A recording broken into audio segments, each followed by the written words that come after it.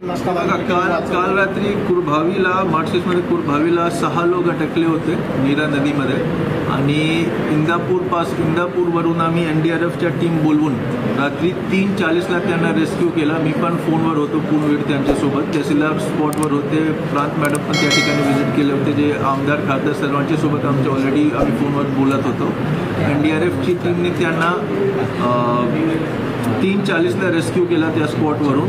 Actually ते गोठामध्ये ते 6 लोक होते, त्यांना दुपारीपासून आमच्या टीम सांगत होता की तुम्ही इथून निघून जा, पण ते ऐकले नाही। आपल्या माध्यमाने मला सर्व जे सोलापूरचे नागरिक आहेत त्यांना मी विनंती करतो की जे लोकल स्थानिक प्रशासन आहे, तहसीलदार असतील, BDO असतील, नायब तहसीलदार असतील, प्रांत असतील, पोलीस प्रशासन असतील, त्यांच्याकडून जे आपला एक आव्हान आलं की आपण कुठल्याही स्पॉटवरून निघून जे इव्हॅक्युएट करायचे तर आम्हाला सहकार्य करा।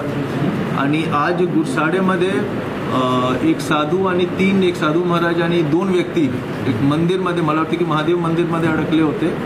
ते बोटपासून 2 व्हॉलंटियर्स, कोडी समाजचे 2 व्हॉलंटियर्स आणि एक पोलीस कर्मचारी एक बोटमध्ये टाकून आम्ही, मला वाटतं की 2 तास अगोदर त्यांना पण आम्ही रेस्क्यू केलं आहे। पाणी वाढू शकते काय? उजनीची परिस्थिती पण वाढते। उजनी बघा -22% पर्यंत गेला होता, आता ते -7.6% पर्यंत आलं आहे।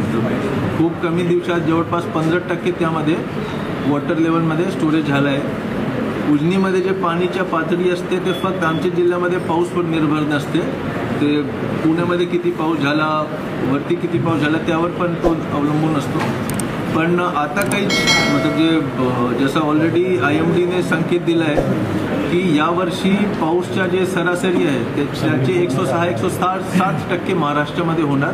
सोलापूरमध्ये 107-108% पाऊस होण्याची शक्यता आहे। पुणे आणि सातारामध्ये पण हीच परिस्थिती आहे। मला असं वाटते की ते पुन्हा हे असे जे मार्चेसमध्ये झाला, पंढरपूरमध्ये झाला, पुन्हा घडण्याची शक्यता आहे।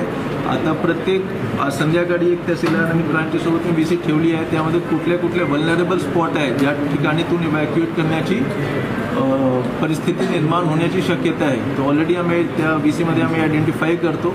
बाकी NDRFच्या सोबत आम्ही टचमध्ये आहे, आमच्याकडे बोट्स आहेत, व्हॉलंटियर्स आहेत, त्या व्हॉलंटियर्सची ट्रेनिंग झाली आहे। प्रत्येक जे आमचे बोट आहे आणि जे लाईफ सेव्हिंग इक्विपमेंट आहे त्याची असेंब्ली एकदम थोड्या वेळेत कसा करायचे त्याची पण ट्रेनिंग झाली आहे। म्हणूनच आम्ही मार्च सिरियसतून आणि तुमच्या गुरसाडेतून त्यांना आम्ही वेळेत काढू शकलो आणि त्याप्रमाणे आमची तयारी जी आहे तो आहे।